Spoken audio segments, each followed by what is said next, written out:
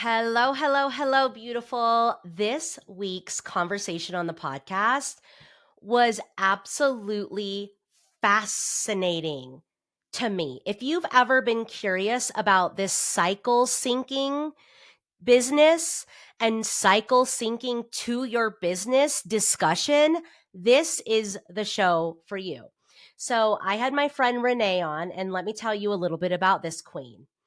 Renae Fieck is a mom of three and feminine leadership coach, cycle syncing expert, and business strategist helping high achieving women scale their businesses without burnout or overworking. After her husband being diagnosed with a brain tumor, seizures, and three kids under six, she decided to build a business that allowed her to live the life of her dreams now, not one day in the future, to then completing burnout from the hustle. With a background in occupational therapy, somatic healing, and breathwork, she now blends science-backed productivity, feminine wealth energetics, and cyclical business strategy to help women build the life of their dreams without having to hustle so hard and make it happen again. As the founder of Your Cycle Advantage and the Flow Collective and the author of Cycle Sync Your Business, Renae teaches women how to align their business with their body's natural rhythms so that they can work less, make more, and lead with confidence. Whether speaking on cycle synced business, wealth energetics, or feminine leadership, Renae's mission is clear. Help women find the permission to build the life and business of their dreams in a way that works for them. Okay, you guys, and I've got her freebies. I've got a special gift for you guys, all in the show notes.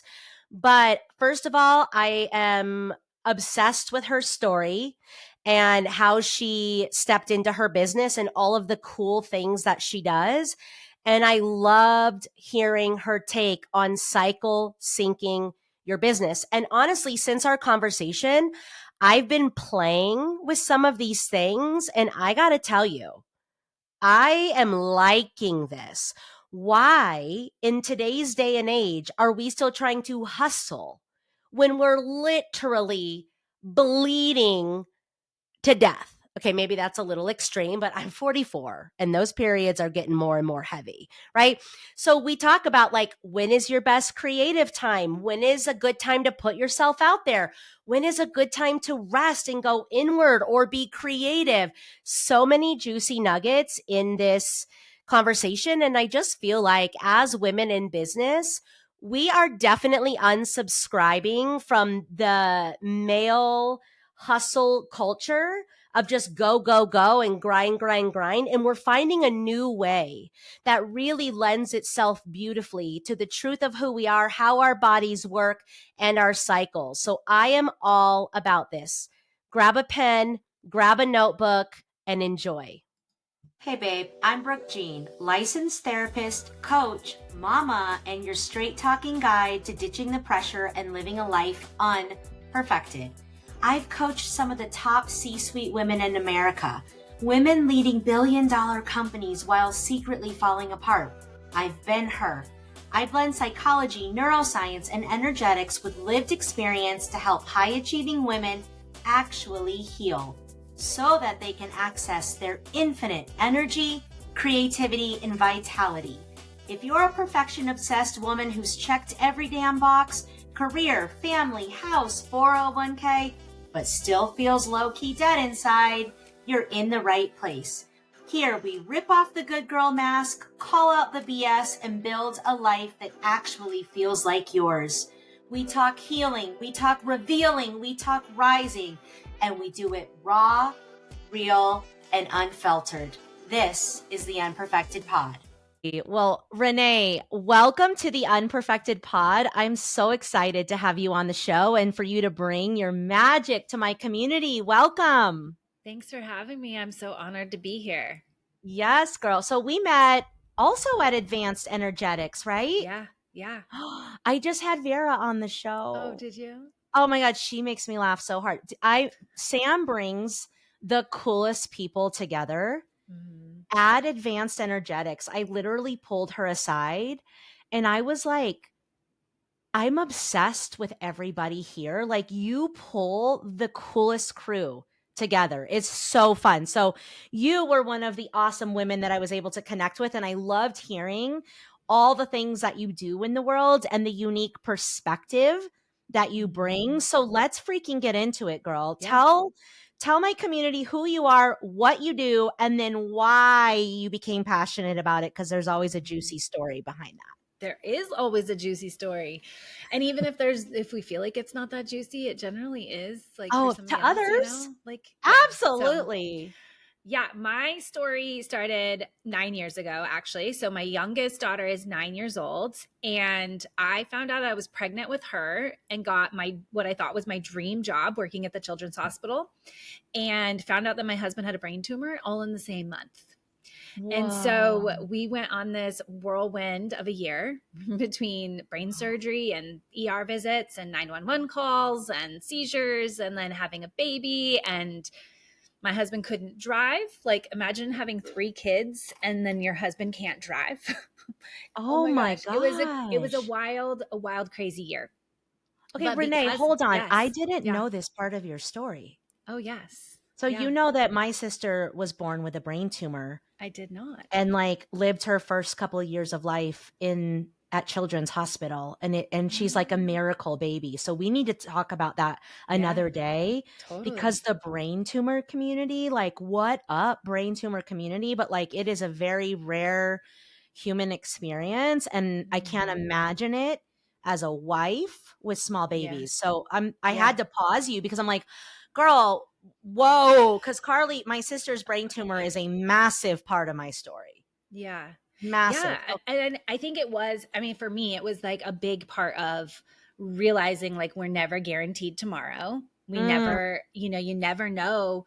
He was at work. He actually just recently, like, he came in, he's working from home now. And so I just saw him, like, walk into the backyard with his basketball workout stuff. He's like going to play basketball with his old work buddies. And that's what he was doing. He was playing basketball with his work buddies. He fell and hit his head, and he went to the ER for a CT scan to make sure he didn't have a bleed because he hit so hard.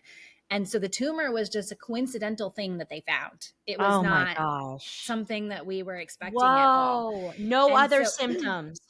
no other symptoms yet. They had said that likely it would have kept growing and he would have started having problems, Oh but my it God. hadn't yet. And so it was that moment of, and I mean, I work in healthcare. And so I remember walking into PACU when right post surgery, and I walk in and his entire face, like, in my mind, right? Like, I'm in the waiting room. This is a whole different story, like, whole long story, but, or like, we're going down the rabbit Let's hole go here. there, honey. But I feel like we're I being called to go there. I remember sitting in the waiting room during his surgery, and, like, having worked in healthcare and especially in neuro, like, that was my world, right? Like, I was working in neuroscience, like, I was working in the neuro unit. So to be working with patients on the other side of that, Wow. and then to have your husband going through it, Oh my my God. mind just kept spinning with all of the possible outcomes that I had seen when working with patients, right? Like, as somebody who's not in the medical space, you probably just, you don't really know. You Like, don't know what you don't know, you don't but know what you you don't know. know everything. You But I know knew, all the worst case scenarios that we stress about or don't even know we're stressing about. You've yeah, seen or them. you don't even think to stress about, right? So Oh my my God. mind, I'm sitting there thinking, worst case scenario here, well, not worst case, but, like, one of the worst outcomes would be that he has a stroke during surgery, right? High risk. They're in your brain, they're cutting things away, like, there's a huge risk for that. And I Yeah. walk into PACU, and his entire face is basically paralyzed on one side. And I went, Oh. oh shit. Like, I remember my whole body, like, everything falling, and, like, just, oh my gosh, worst case reality just happened. Like, he's had this tumor, now he's had a stroke. Now I'm going to, your brain goes in these rabbit holes. I'm like, now I'm going to be a full-time caregiver, and I've got 3 young kids, and, like, just all the things. So that whole experience was kind of that point for me of realizing, and today he's fine. Everything's good. We're all good. He's all good. So was it Now, benign it was benign, and they um, removed it? And then and did he go removed through like it. radiation to Didn't shrink it even or? do radiation or anything. They just removed Wow. the whole tumor via surgery. And He he's in started having recovery. seizures after. So we've been through a series of dealing and navigating through that. But knock on wood, I think we're like a year in right now with no seizures. So we're doing pretty Okay. good. Um, Mm, but yeah, I mean, the whole wow, experience that's really, intense, mama. it makes you realize you are never guaranteed tomorrow and you have no idea what tomorrow is going to look like. So why in our society right now do we focus so much on end goals, right? Like we're focused on goals and achievement and success, and so much of my life at that point in time was always looking at the future. I'm a future oriented person just in general, but I was so much focused on how do I get to my goals, how do I get to where I want to go, how do I create that, and to the expense of the now. What The does right present. now look like? Yeah. And that was kind of that wake up call for me of realizing, wow, what if my husband didn't make it out of surgery? What if things didn't go the way they did? What if I don't have tomorrow? What if we're in a car crash today? Like what if, not in the like morbid sort of route, but like how am I living today? And if that was my reality tomorrow, would I be satisfied with what happened? And then I think also, like we've talked about too, with young kids, they grow up so stinking fast. Like right now, I'm like, how did Totally. I get to the point where I have a 14, 11, and 9 year old? Like Wow.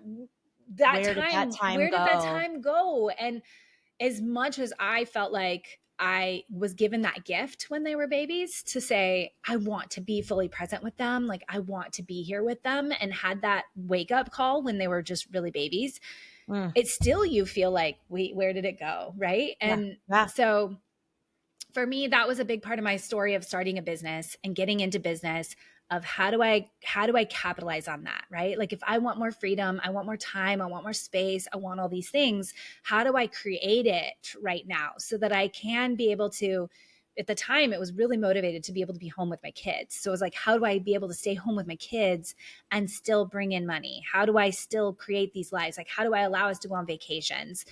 And got into business. But business, as probably you know, is like there's a whole lot of hustling and there's a whole lot of stories that we hear about business, about entrepreneurship and what it looks like. And you have to work really hard and you have to go really hard and you got to do the things nobody else is willing to do. If you Mm, don't want to live like everybody else, you got to do things they're not willing to do. And all these messages that I literally ground myself into the ground trying to mm, create the business. And then a couple years in, realized like, wow, I really wanted to live in the now and like be here. And now I'm like killing myself in the now to make this one day, someday goal future again. Like, what the hell happened? mm.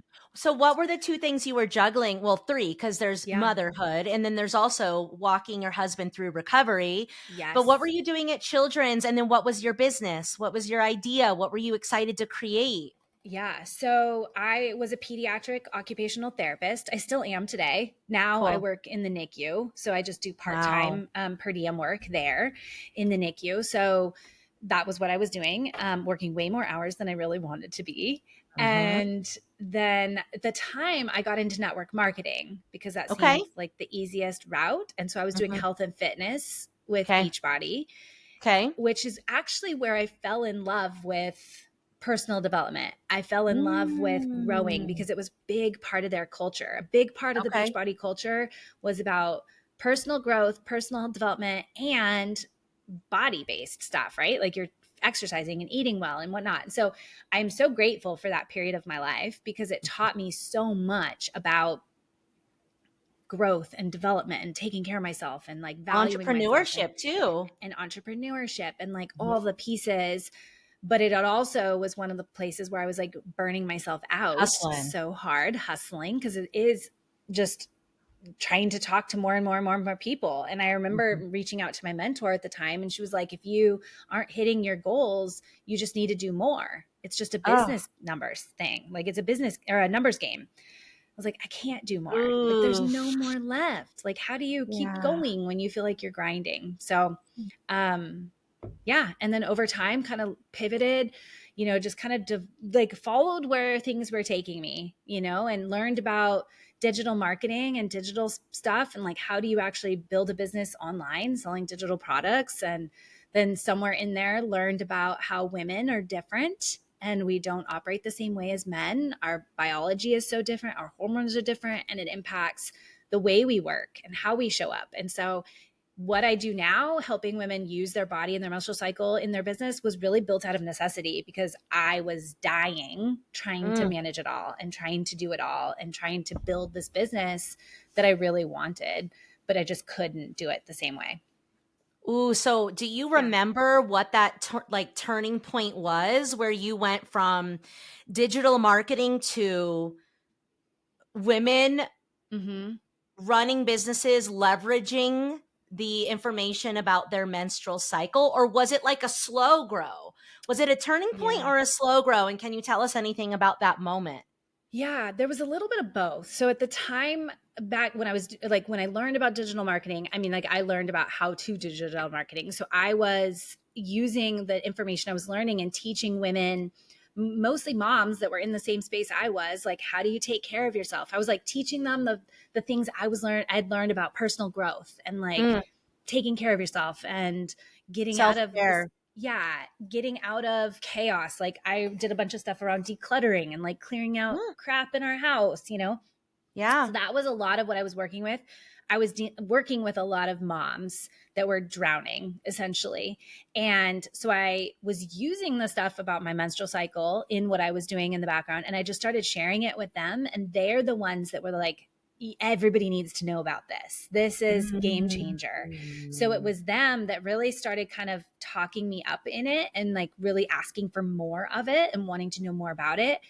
And so there was a turning point at, I don't remember what year it was. I wish I could remember. If I look back, I think it was like probably around 2021, 20, somewhere in there, Okay. that I was like, I'm closing down the membership that I had and I'm Mm-hmm. going all in on the cycle stuff. And I Mm. remember it was like at the end of the year, I told myself, like, at the end of this year, I'm not doing any of this anymore. I sent an email out to my email list and I said, this is where I'm going. This is what I'm creating. This is what I'm doing. If you're in with me, stay with me. Otherwise, you can unsubscribe now. Like Mm. we're Yeah. shifting gears. Yes. Um, and I did that in December. It was whatever year it was, 2021. I should look it up. But whatever year I did it, I said, I'm closing everything down and I'm doing this in totally new thing in January. And in January, my revenue 5x'd what What? my membership had been bringing in. Yeah. Okay, because you found your passion, your energy Yeah. shifted, and you were all in on a specific thing. So let's start to Yeah. break this down. First of all, what do you call it? What do you call this thing that you teach women, honey? In your What do I words. call it? Well, I think the biggest, like it the encapsulates is like I help women learn to trust and honor their body and their menstrual Mm. cycle in the way they show up, in the way they work. Oh, so If I were good. to describe it in the sense of like what I feel like my purpose is and my mission is like really helping women give themselves the permission to do it in a way that feels good for them. Like to go after their biggest life and create it in a way that feels good. Strategically, we start with that, with looking at the body and looking at the menstrual cycle and honoring how our hormones actually impact the way we show up. And then it kind of morphs into some more energetics of tapping into our femininity and things like that. I love it. Yeah. So, for the beginner who's Yeah. like, oh my gosh, this is kind of new to me. Like, why am I hustling when I'm fully bleeding and we're bleeding more and more now that we're in our 40s?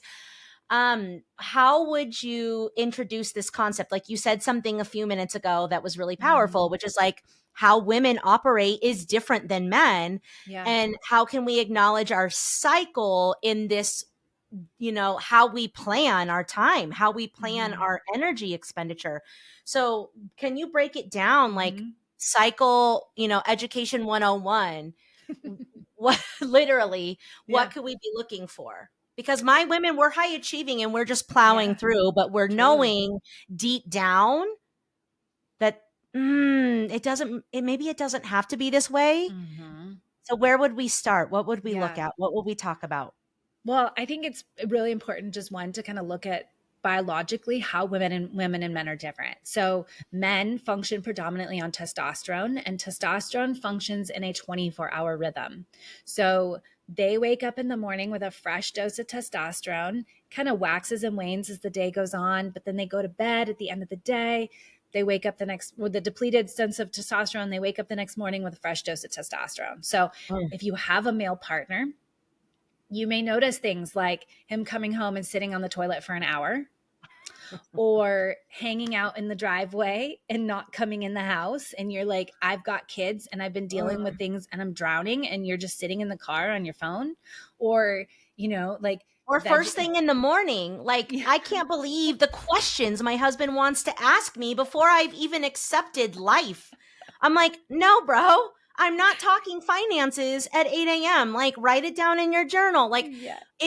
I have to like energetically arrive into my day, but he like wakes up like with Fresh to go. things. Yeah. Yeah. Yeah. Yeah. Mm. So I mean, like, I remember for a long time with my husband, I was like, it bothered me so much when he would just sit on the couch at the end of the day. Like, Mm. dude, do you realize like there's stuff to get done? Like, Mm. there's so much. What are you doing? Yeah. So one, I think it's Yes. just really valuable to see that, right? Like, men function in this testosterone. It functions very similarly to the way the sun operates. The sun Mm. has that 24-hour rhythm, right? It goes 24 hours. Whereas women, we function more in the cycle of the moon, which functions in a monthly rhythm. So we have estrogen and progesterone, which are two dominant hormones. Estrogen is more dominant in the front half of the month and progesterone in the second half of the month. And they feel so different. So Mm. estrogen tends to feel a little bit more like testosterone, in Mm-hmm. the sense of like, let's get up and go, let's create, let's do new things. It's the ambition. It's the time when most of us that are really ambitious, we love it because we're like, man, I just checked off 55 things on my to-do list today and it feels so freaking good. Or, Yes. you and I talked about like, I have a stacked day today. It's like boom, boom, Mm. boom, boom, boom. It was supposed to be in that phase when my estrogen was dominant. My cycle didn't pay out the way I wanted it to. But Mm. those phases when we're like, yes, I can go, I can do it. I can get up early. I can go to bed late. It feels fine. Like, I feel great. That is going to be that more estrogen dominant side. Okay. Progesterone, on the other hand, a lot of people talk about it as like a natural Xanax. It's your a little bit more moody, a little bit more calmed down. It's a little bit more reflective. It's a little bit more internal. So I kind of describe sometimes the estrogen bit is like your extroverted side of you, and your progesterone side is your more introverted side of you. It's the Mm-hmm. side of you that makes you want to slow down a little bit, maybe, self-doubt. You're like, why? A few weeks ago, I felt like I was so confident. I was ready to put this offer out there. I was ready to take on this big project. I was ready to do this big thing. And now I sit there and think, I suck and I can't do any of it. I want to burn it all down. I'm the world's worst mom and entrepreneur and partner and whatever. Like, we go into these spiral self-doubts. They're just so different. Like, the way the two hormones show up for us is so different. And understanding how they play out, like where we are in each one of those different phases, is so important. The research, I mean, I think you and I have talked about this before, maybe it was somebody else, but like, research for women is not common, right? The research that they are doing on women has really only started since the 1990s. That's Do you realize crazy. that? Like, medical studies That's on women, crazy. like including women in medical studies. Prior to that, they either weren't included or they were required to be on birth control to be included. And if you're on birth control, it squashes all of these hormones. So Yeah. we don't see that play out in our research. And so it's only been really since the 90s that we've started researching. It's why we know so much more about perimenopause and menopause and all these things, which I still think we've only scratched like the tip of the iceberg in terms of Barely. information. Totally. But one of the things, they've done a couple of different studies that have done MRIs of a woman's brain throughout her menstrual cycle, and to see how different parts of our brains light up in different phases of our cycle. It's not just us being moody. It's not just us getting brain fog. It's not just sitting down and feeling like we can't focus. It's literally changes that are happening neurologically, hormony, I don't know, whatever. Hormonally. Like, oh We my we God. got it. Mom Why is that? brain times two. We're in, yeah, We're with you, luteal sister. phase. We're there. Yes, Hormonally, like, totally. all of those things are happening. It legitimizes for a lot of women the way they're showing up and how they're feeling. And when we, instead of fighting it, and we're like, gosh, this is where I'm at. This is what I'm feeling. This is what's showing up for me. This is how I support that. changes the game instead of trying to fight it. So like you said, I'm a hustler. I like hustling. I like achieving big things. I like going after big things, but I can't do it for a very long period of time. If I keep doing it for a very, Mm. very long time, that's when I burn out, or I get Mhm. really anxious and I'm frustrated with my kids and I'm tapped out, or I'm burnt out, or I get really overwhelmed, or I'm like all of these things. And instead, when I know, hey, when I hit that luteal phase, I'm going to stop really pushing myself in my workouts. I'm not going to force myself to show up on camera. I'm not Mm. going to do all of these other things that I know are not where my body's naturally at. And I'm going to lean into the strengths of where it is. And I think that's one of the biggest things, is that we've, as a society, very much conditioned that high achieving, productive, like pushing things out, like that hustle sort of energy. We've touted that as the way of being. We've seen Mm. that as like, this is the marker of success. This is showing you that you are doing what it takes to get where you want to go. And we've undervalued the other elements of the cycle, which are the other elements of like really tapping into your personal growth, really honoring who you are, really getting into figuring out like, is this in alignment for me or is this not? Really asking those deeper questions and being really self-reflective, and the restoration and rest and restoring portions of it. As a society, we've taught those as being weak, as lazy, as not good enough, like not pushing hard enough. And instead, it's like push past the excuses, right? Well, what if they're Mhm. not excuses? What if it's the natural, actual Mm. rhythm of your body? And now you've just totally overridden what your body actually has for you. Oh, this is so good. Okay, so can Yeah. you break down the 4 stages and just a couple like little Yeah. tidbits of information? And we definitely want to double click on the luteal because I feel like that is the most misunderstood. Would you agree? 100%. Yep. It's Okay, actually so now one of my, yeah. my favorite phases, and one of my clients' favorite phases. But like most women that come to me, they're like, "Oh, it's not the menstrual phase that I hate; it's the luteal phase. The luteal phase sucks." But yes. Mhm. So Yes. yeah. Okay. So as our cycle starts, most people know the period phase, right? Like Mhm. menstrual phase. Mhm. Like that one's kind of Mhm. hard to We're bleeding. We're hard. bleeding. It's hard to not know is Can't happening. ignore that Can't anymore. ignore that one. So Mhm. that one, I used to really focus it on the sense of recharging, and physiologically, mentally, emotionally, like our body needs rest. Like Mm. it's obvious, right? Like we're losing blood, we're losing iron. It's going to make us a little bit more energy, like physically energy low. Mhm. There's a lot that just goes into that. But as time has gone on, and I've really seen it as this more intuitive space and this visionary space, I really Mm. see it as, especially for really ambitious entrepreneurs, like high achieving women, like this is your power, because this Mm. is the phase of the month when you are tapping into like those most intuitive ideas for you. And what happens is that so many of us are just pushing through, going really hard, all just keeping up with life. Mhm. But if you cut out the noise and you get really quiet during this phase, this is the phase when you're going to, one, come up with your like $1,000,000 ideas. You're going to come up with your most intuitive ideas, the things that are the most aligned for you. You're going to figure out like, wow, this thing was really not serving me and I'm going to readjust. It's like this. We know that the most successful entrepreneurs out there are not the ones that are in the weeds doing the work all the time. They're the ones casting the vision of where they're going, Yeah. right? Yes. That's what a CEO of a Yeah. mega company, the Yeah. CEO of a mega company is not sitting down there. Like if we look at Target, for instance, he's not Mhm. down there checking the bags and scanning your groceries as you leave Target. Right. That's what the Right. worker is for. The Yeah. Target CEO should be casting the vision of, where is this company going? What do we Yeah. stand for? What are we creating? What is the shift that we want to help see happen within our society? And when we see it from that perspective, this menstrual phase is that phase. So you're Mm. taking yourself out of the doing, which we all Mm. have to do, especially if we've like smaller businesses that, don't have a target sized Yeah, we don't have a employee full-on staff. staff. We just have a couple team members. We're going to be doing a little bit more of the work, but Yeah. this is your moment to like step out of that work and really step back into that vision.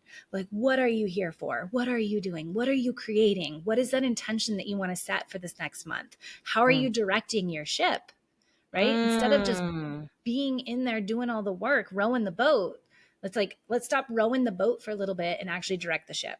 So that's that Oh, phase. so can you give us just a Yeah. couple like specific behavioral shifts that you've made in running Mm-hmm. your business during this period? Like, is it journaling? Is it getting a Mm, massage? Is it meeting with your mentor? Like, not showing up online if you don't want yeah. to? What are some tangible things people can do during this phase? Yeah. I mean, all of those above. Cool. I oftentimes recommend my clients like try as hard as you possibly can to like cut out any of the noise, whether it's Mm. social media, other people, other, you know, Meetings, team podcasts. Yeah. meetings. Meetings, podcasts, like anything that's going to eliminate you from listening to you and your Okay. own intuitive connection.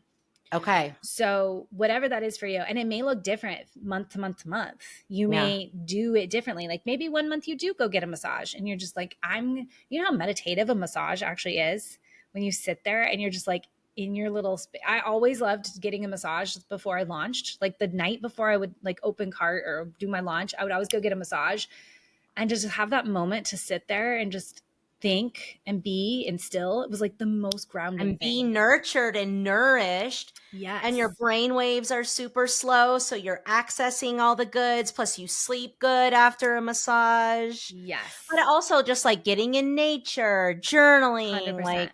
like anything that helps you be present with yourself is 100%. good to do during this time, but not pushing yourself to show up online, do a public Mhm. speaking gig, Mhm. those things that require so much more. It's Yeah. more introspective than it 100%. is production. Okay. Yeah. All right. Yeah. Okay. And this is kind of like another little tidbit in this conversation is that a lot of times women will use their cycle as an excuse for not doing things, right? So you talk about like not speaking and doing a big event. Well, ideally, you wouldn't want to do that. Like we wouldn't want to be showing up and speaking and doing a big thing when we're heavy on our bleed and feeling wasted and exhausted. But sometimes life doesn't give us that option, right? Like Yeah. sometimes our cycles are going to be a little bit off. Yeah. Sometimes they're not going to show up the way we wanted them to. If we've planned an event a year in advance, like chances are there's going to be Oh, some variation in our cycle, right? It's going to happen. totally. So Totally. I had a friend of mine who was speaking. She was running an event, she was hosting a big event, a live in-person event, and she told me, she's like, man, my period just showed up like the day or two before this thing, and it's like Mm, going to be heavy in the midst of it, like during the event. And mm, so for her, it was like, okay, well, that let's look at that as a gift because mm. you're going to be the most intuitive and the most in line with your vision when you're there speaking on stage. Wow. So how can you tap into that strength rather Mm, than in the energy? Like, yeah, she probably was a little bit lower energy. Maybe she yeah. wasn't as robust and, vivacious and like making tons of jokes and feeling so whatever, but she's going to be the most grounded and connected with her intuition and what her people needed to hear in that moment. So Cool. it's about knowing, where am I and how do I tap into that strength and release the expectation that I have to show up as my beautiful ovulatory self when I'm Totally. not there, Yes. right? Yes. Okay. Yeah. Beautiful. Let's move on to So, the next one. yes. So the next one is your follicular phase. That is when your estrogen's rising. It feels like you're ready to go, right? Many women are going to know this feeling. Like as soon as the period phase starts to whittle off a little bit and you start to get your energy back, you're like, I can do a workout and I feel really good about it. And I can Mhm. get all these things done and I feel great and I'm ready to go. And so I've kind of coined that one the accelerate phase because that's what it Mhm. feels like, right? You're like, let's hit the gas, let's go. We're ready. So any sort of big projects that you need to push out, any sort of to-do list items, things that you maybe don't love doing but need to get done, this is a really great time to get them done because you're going to have the most natural motivation and momentum to like get them done. So just think of it as like natural momentum, natural motivation, creativity, like things like that to get things up off the ground. Then you Execution time. execution. Then you Cool. get to the top of that curve when your ovulation happens, and that is when you're the most magnetic, right? Mm. Biologically, your body is trying to make a baby. And so it's like, hey world, let's mate with me, essentially, from I a was like, I'm actually physiological. horny as hell during that time. I do not want Exactly. more children, but I am horny as hell during this time. That's why, is because your Yeah. body is like the biological response is like, hey, this is the time when we need to be making a baby. And Yes. so you're going to feel the most attractive. You're going to Mm, feel like you communicate the most effectively. You're going to feel the most confident. You're going to feel the mm. most radiant. If you're, looking to have a hard conversation, beautiful time to have it, because you're going to feel like you're on Locked point. in. You're locked in. If you are wanting to ask for a raise at a job, beautiful time to ask for it. All of those types of things where you're still pushing a lot of that outward energy out into the world, and you are feeling the most confident and the most radiant and the most productive and the most energetically rich in a lot of ways. Yeah, you're like remembering that you're a powerful creator. And that's the energetic Mm-hmm. backing of like your presentation. So it Yeah. feels like a lot of connection and relating to people and communicating seem really great Yes. during this phase. Yes. Yeah. Okay. And then that estrogen dips off and progesterone kicks in. So that's the Okay. luteal phase. I like to talk about it as like the reflect phase, because that's really what the energy of it, and really how we reflect on, okay, what didn't work, what did work, what's coming up for me. We can feel a lot of heightened emotion and a lot of intensity. Things that maybe didn't bother you a week ago are now making you scream and lose your shit over a stupid sock that's been on the floor for like 3 weeks, but you just now are noticing it. Yep. And or maybe you noticed it before and it didn't bother you, but now you're like, dude, I'm so tired of this sock. It's the I could probably coin it. Like there's one, the 1 week of the month where I'm like, guys, I cannot take care of the entire house, my entire, like, all by myself. There's 5 people that live here. Like, stop making me do it all by myself. Whereas the Yes. other weeks of the month, I probably just do it and nobody, like, it's no big deal. Right. So, but Yeah. this is the phase where you might feel those intensities. Yeah. Like you said, a lot of times there's a lot of bad rap around this phase. Like people are like, it's like the sucky phase. I don't Yeah. like it. It's Mom's crashing emotional. out. It's the mom's crashing out Yeah, phase. totally. The thing is I think we're just the same. We're trying to push through. We're trying to do Mm, it the same as all the other phases instead of really realizing what it's meant for. And mm, I really do think that it is a phase when, if we look at it from a growth and expansion perspective, it's the time when all of those emotions that need to be released are coming up. mm-hmm, Time of the month when all those fears and limiting beliefs are coming up. Like mm, all of those heavy things that we in our society are taught, like, just shove those things down and put them yep. back under wraps because they're not really pretty to look at. Mm-hmm. They're the things that help us grow and expand the biggest and the most when we actually let them be here, and like let us actually sit with them. Like let us actually lean into them. Let's see what they're here for us. What are they here to teach us? And like lean into that from that. So that's one element of the luteal phase. The other element of the luteal phase is the sense of like very detail oriented. We are so dot our T's, cross our I's, organizational. It's this nesting sort of energy. Let me get Mm, myself prepared to then move into my menstrual phase when I can actually nourish myself and rest and take a break. So it mm, makes sense that phase that comes right before it is like, let me clean out my entire refrigerator. mm, Let me clean out my closet. Let me clean mm, out my downloads folder. Let me clean out my mm, email inbox. Like, let me mm. clean shit out so that I feel ready to take that rest. So there's some elements of both of those. If you are in an online space business like you and I are, those Mhm. emotions are you're going to be able to tap into your people. Like that's what we know about business, right? Is people buy based on emotion. They don't buy off of logic. Like you didn't make them logically, rationally think that they needed to buy from you. They bought from you because they felt drawn to it. They felt connected. And what better way to make your people feel connected than when you can actually feel those feelings too? Like if your people are Mhm. feeling overwhelmed and self-doubt and fear and all these things, like allow yourself to go there and Mm, write the content that connects and meets them there, mm. versus feeling like if you try to writing content in your follicular phase, God help you. Like it is It's some dry so chicken hard. energy. Some dry So chicken hard. energy. Well, and this is where I feel like we've gone so wrong is because we've been shamed for our emotionality. When Mm-hmm. we are feeling these big waves of emotion, we disqualify ourselves from business.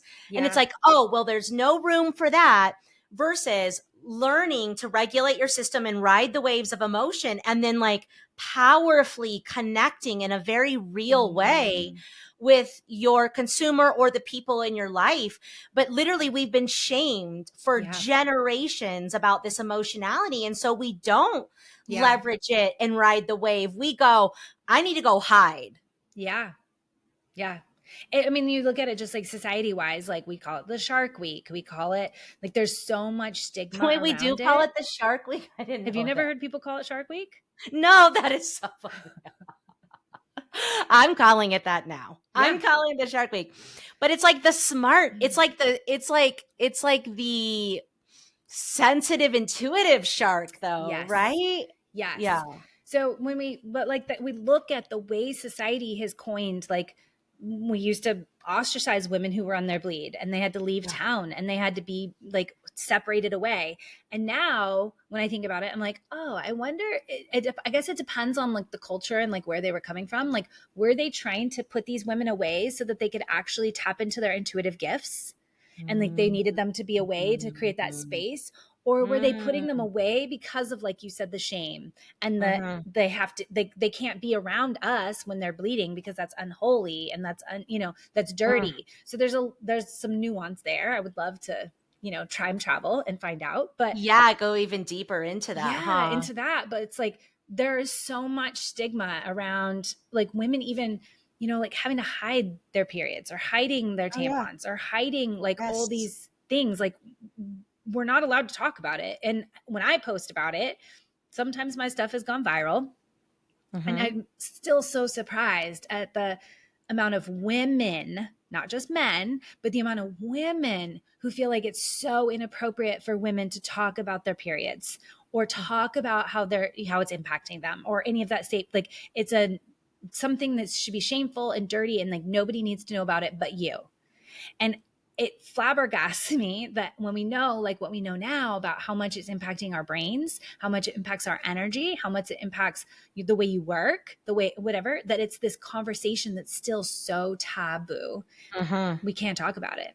And I Mm. think that's where we need some stuff to change. Yeah, absolutely. Mhm. It's not fair. It's like expecting humans not to talk about breathing. Yeah. What do you mean? Like, what do you mean?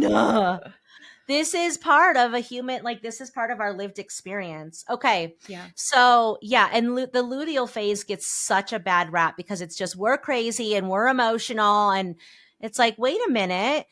First of all, being emotional is not a bad thing. And second of all, I Mhm. love that you keep saying lean into the strengths of that phase. Mhm. Yeah. Like that is one tangible thing we could begin to do now to break the stigma is stop seeing it as problematic. Any part of it. 100%. It's like there's a strength, there's a benefit. And if we just start seeing it that way, then we'll start talking about it in that way. And this is how we can actually make a change, right? 100%. I think one, it's just the awareness. I think Mm. that's one of the biggest things is like letting people know, like letting women know that your body is changing every single day. Like there's not a single day of your month, your hormones are in exactly the same spot. So I feel give that. yourself the grace and the permission to be like, where is my body at today? Right? Because Mm. yes, our menstrual cycles are one big part of it and it is impacting us greatly. But just like you said, like, how did you sleep last night? Did you breathe? Like, where's your breath at? Like, are you holding your breath? Are you actually not? Did you eat today? Like, Mhm. did you drink Mhm. water today? Did you get in a fight with your partner yesterday? Like, all of those pieces are going to impact the way you show up in your business or your life or your work today. So, without honoring that holistic piece of us, we're just taking bite sizes of it and trying to blaze through. So, I mean, just the awareness of every day saying, who's here today? How is she showing up? How do I support her? What does she need? Like, what do I actually need today? Mm. What is it? Because Mhm. that'll be the thing that changes everything, regardless if Mhm. it's your cycle, regardless if it's whatever. Like it doesn't matter. Like I know showing up today, I'm luteal phase. I thought I was going to be in my like high energy ovulatory phase this week, but my cycle was really late this month. Like I didn't Mm, ovulate for a mm, really long time. And mm. I've been making some health changes. And that's what happens when we make Yep. changes in our health, our body responds to it. And so Yeah. I knew, but this week I have a full week of, it's Mm. like here's my accelerate phase energy, but I'm not feeling You're not accelerating. in it. I'm not Right. in it. So it's what does my body need today, and how do I meet the demands that are in my schedule, in my calendar, with where I'm at? Like, what do I need to do for that? Where do I support myself? And I think that even just that awareness is huge, that most women aren't even doing. Totally. Oh my God, this is so good. So, this is the last piece that I want to talk to you about in this conversation, which is this idea that us as women becoming more aware of our bodies, our cycles, all of it somehow makes us less ambitious, like puts us in the Mm-hmm. soft girl era category. Because I know for me and my community, we don't fully resonate with the soft girl area. We're starting to Mm-hmm. be, or era, we're Yeah. starting to be open to having pockets of time and to slowing down and to being healthy and to being aware. So what are your thoughts on this? Like, you can still be ambitious and high Mm-hmm. achieving while integrating this new awareness around our real feminine and our energy and all these pieces that you teach every day to your community. Yeah. Such a good question. Mm. Because I think that there is this stigma in there. Like I've seen a lot of people being like, oh, well, soft girl era just means I'm sitting in my back porch baking bread, and almost like the trad wife sort of era, Mm-hmm. just being like, oh, I'm just going to be a stay-at-home maker, like, which is fine if that's what you want to do. But I think what's happening is where we have these women that have such a drive for something more. They want to Yeah. create more, they want to do more, they want to create an impact. And so there's this wrestle between, well, wait, if that's feminine and I'm Mm. not feeling that, am I not being in my feminine? And how do I be in my feminine without just stepping into this, like you said, soft girl, trad wife, slowness sort of era? And Yeah. one of the things I have noticed is that the more in my feminine I am, so the more I am connected to my body, the more I'm connected to my heart, the more that I'm connected to like me, which I think is a truly feminine trait. I think that our self-awareness and self-connectedness is a feminine piece of us. And the more that we're in that, the more I feel like this ambition comes from within. So it's not ambition from the head of, I've got to check off the boxes, I got to achieve more and climb the ladder and do the success and all these things. But it becomes this internal drive more in the sense of like a legacy, an impact I want to make. There's a purpose that you want to put out into the world. And for me, what I've noticed is that the more tapped into that feminine piece of me, the more that I'm tapped into my womb center, my heart center, and those parts of me, the more coherence there is there, the more the more the ambition becomes, because the ambition is coming from a place of an internal pull, an internal mission, rather than a headspace of, I've got to check all these boxes and I've got to do all of these things.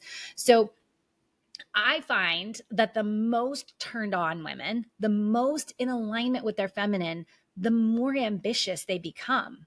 Because it's Mm-hmm. almost like this thing of like, there's nothing that's going to stop me from putting Mm-hmm. this message out in the world. There's nothing that's going to stop me from making this impact. There's nothing that's going to stop me from doing this, because it's no longer about me and my own limited body, my own limited self. It's about, this is the impact, the greater mission, the greater vision for the entire world. And it's beyond me. And I think that is a very uniquely feminine thing that we're not talking about enough. Like, we're not acknowledging enough. We're seeing feminine as this like slowness and weakness and just soft, and we don't do anything. We're just in our intuition and we're just in our flow. But I think the more that we get into our intuition, the more that we get into our flow, the more we get into our personal power, that's what awakens up this like beast within us that won't stop that drive at all. Hell yes, girl. And I can Yeah. feel that coming Yeah. out of you as you're talking about it. And the way that I describe that phenomenon is it's intentionality for amplified potency of our gifts, which is our intuition, our creation. And so it's not that we're doing more, it's that we're doing it better, and we're doing it with precision. And, I call time, energy, and sanity our precious jewels. It's looking at them and going, okay, I have these incredible gifts. How do I channel them and amplify them, in alignment with my systems, so I can then like rest, create, and run, rest, create, and run. But like we are just running and it's burning us out. And it's still feminine to do big things in the world, but not when it's burning us out because we're doing it underneath a masculine structure. Totally. So I totally agree. It's like, I don't have more to do. It's just more freaking potent when I'm in alignment with these things. Yeah. And it doesn't have to feel so hard. And what I heard you saying, which I really want the world to hear, is it's leading from heart coherence versus ego, fear, and what I call protective parts. Yeah. And the reason we're burning out is because we're leading from protective parts and we're chasing things that don't actually light us up from the inside. That intrinsic inspiration is an unlimited portal of energy, but not 24/7, 365, my loves. Yeah. Never. We were not designed for that. Yeah. And so I love this conversation, babe, because we get to still be ambitious. We get to still like show up all out in the world. But these are some things that we can start to consider that I think we've been craving for such a long time. And when I imagine what creations can come through when we start really embodying this, I believe that's the kind of shit that's going to save the planet. Totally. Like, when we as women come together and create and collaborate from our heart coherence, watch the fuck out. Yeah. I mean, this is a whole other conversation we don't have time for today.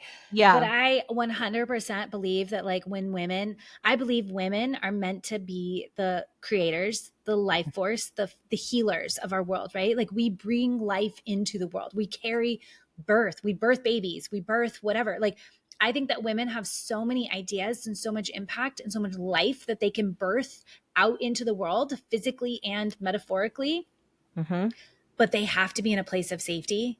They have to be in a place of like, we have this very healthy masculinity surrounding them and helping protect them so that they can actually do that. So it's like, we've got to step into a place of like women being able to fully step into the femininity and that life's force, that creativity, that impact, that they have, the gifts that they have, and having that masculinity surrounding it, whether it's men or whether it's structure or whether it's tools or automations or whatever it might be, right? Like it doesn't necessarily need to be men.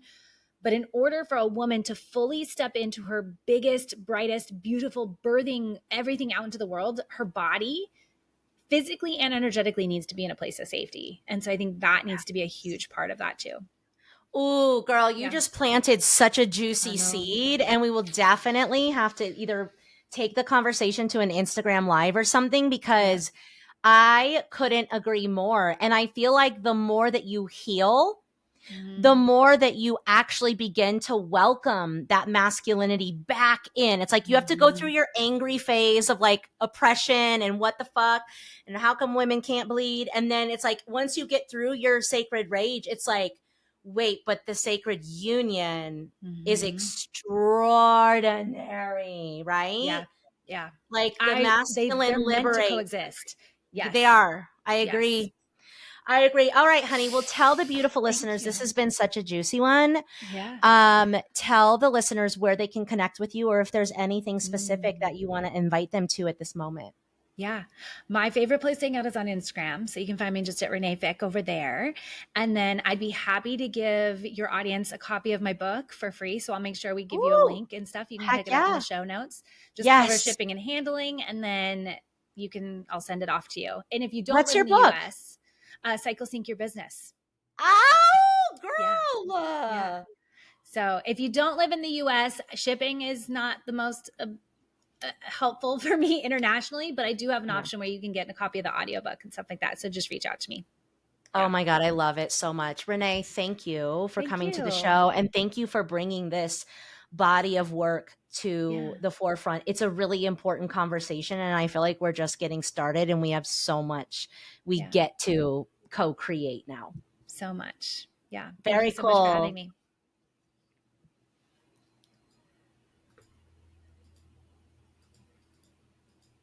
Good.